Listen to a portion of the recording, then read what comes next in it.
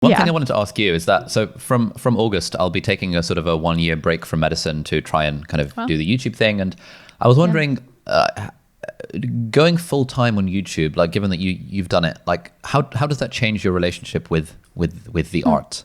I think it's one of those things where when it does become a job, you have to figure out how to make it feel like an escape again.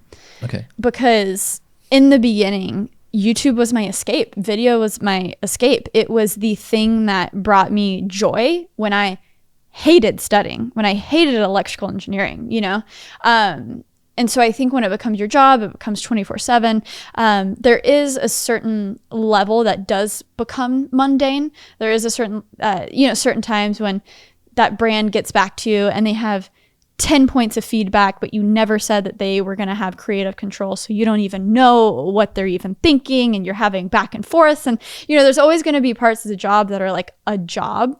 But then like what I just mentioned, going out and filming with John with this new phone, I was like, okay, this is pretty crazy that this is my job. This does seem like something that I'm doing for fun, right? This does seem like somewhat of an escape. So I think it's like finding things that keep you curious and almost seem like, even though they're a part of your job, they're like not. Like for me recently, figuring out my studio has like been really fun for me. It's costing a lot of money and time, and I know it goes back to the job, right? But it's been like really fun. It seems like an escape. It seems like it isn't productive, like me spending a ton of money on a freaking like curtain or something, or figuring out that one shelf that needs to go up that I haven't gotten up yet, or I don't know. So I think it's this little, it like literally today I was like, okay, the Ali podcast, I really want to figure out this like video thing where I'm doing people remote, where I can have them on the TV behind me. Like that sounds so goofy, but I was like excited to try it. Yeah. I was like, okay, I feel like he would have some patience with me. Yeah, and I guess it's cool when that kind of thing is your job, where you can kind of play around with it, but it's still part of the job, so it's all fun. That probably sounded super dorky. No, man, this is great. I was actually watching your studio tour with that guy this Gerald. morning. Yeah, that's the one. Yeah, and I was like, oh, that peach logo is really cool, and I was kind of wishing that, if only I had like a brandable thing like a peach. That's like absolutely inspired. Well, there you go. That can be your next job, is what is the Ali brand? But I feel like you've already done a good job. Like all your thumbnails are super consistent, and I feel like you as a brand is super consistent. Oh gosh, I feel it's completely inconsistent. This is something I struggle with all the time.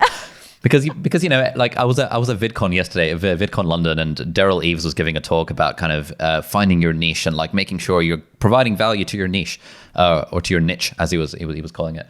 And I just feel like my stuff is sort of a little bit of medicine, a bit of productivity, a bit of students, a bit of tech, and I feel like it's a bit all over the place. But that's kind of like yours. I'm going to stop you right there. Yeah, I'm going to stop you right there, because that's what keeps it fun. If you're not interested in it, that's when it becomes a day job. Like in the past 2 years, people have noticed that I'm like really into laptops. I don't know why, but I just got really into laptops, because as phones got less interesting, I think laptops got super interesting, like with 2-in-1s, and noticing, oh my gosh, I've been in Mac land for so long that I had no idea that Windows laptops didn't suck. And so exploring that has been so fun for me, right? But then, occasionally you got to throw in a video here and there that your audience will maybe expect. But I think that's what keeps your stuff interesting. Like I'm just looking at your channel right now. It's what makes it unique is you and your interests, right? When I throw some music stuff, it's so funny, that video that you mentioned with Gerald, the Gerald Undone studio tour. One of the most commented things was about the over-under cable thing. And you unroll it and look, there's some kinks in it. It could be better. It could be better. You don't like the way I rolled your cable? No, I don't. So over-under is basically you go over and you go under. You go over.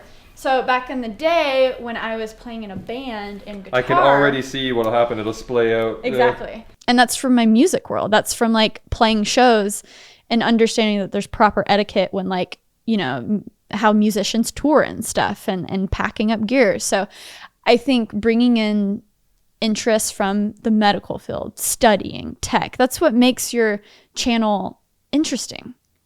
That's what allows you to build an audience that goes beyond YouTube, right? It's something that people can come back. Maybe they don't watch you consistently, but they'll watch you for a year. They'll come back to you 2 years from now, and it'll still be interesting to them.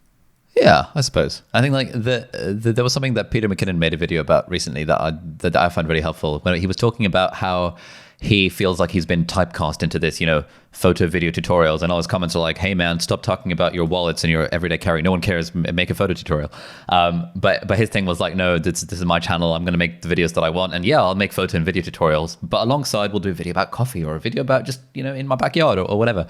And I found that really kind of inspiring, because that's something I've been struggling with, that I feel like I've been typecast into the sort of studying tech guy. But actually, I want to make more videos about books, and I like reading fantasy books, and I want to talk about that. But those videos don't get any views, and it doesn't matter. It's all good. So maybe, So maybe you just do that once a month. It satiates that need, and your core audience is stoked on it. Yeah. And then there's probably even ways to pursue those interests with your podcast, with your newsletter, with your different mediums that you're pursuing. Something that. And I'll just take you through some of my thought process of this recently, because I've been kind of feeling similar, where I really do not enjoy, why am I losing the word? Like channels that just respond to stuff, commentary channels. There we go. I'll find myself watching commentary stuff, but then I never feel good after it, because it seems like it's just people judging other people. That's really what it seems like. But then I'll watch something and I understand that almost those people are necessary, because they hold people accountable. Like some of the people who can be super awful on the platform, like Jake Paul or Tana or Trisha Paytas. Like, it is nice to have people who call out bullshit. So I've always been hesitant to voice my opinion on things, because that type of content I feel like can be so toxic. But recently I'm like, I am such an opinionated person on certain things. I will sit down with John and like rant for 20 minutes, and poor John, his eyes glaze over a little bit, because I'm talking about like influencer marketing, or me just becoming infuriated from a marketing article. And I'm like, oh, I wish I could put my energy into just like a talking video about this. But then I'm scared. I'm like, oh, what will the people think? It's not fancy. It's just me talking, right?